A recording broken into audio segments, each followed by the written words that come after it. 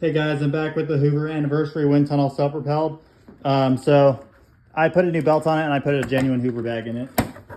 I got these genuine Hoover bags at Goodwill, type Y. So, and here are the results.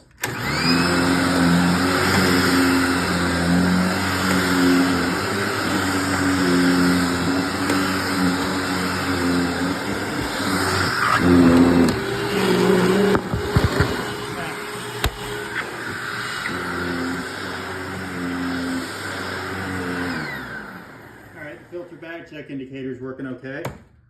About the suction.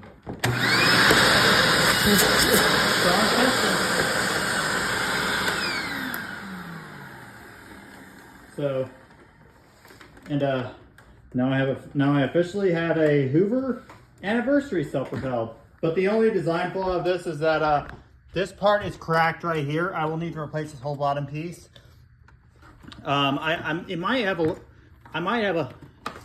Might be a design flaw on my other one. Let me go check.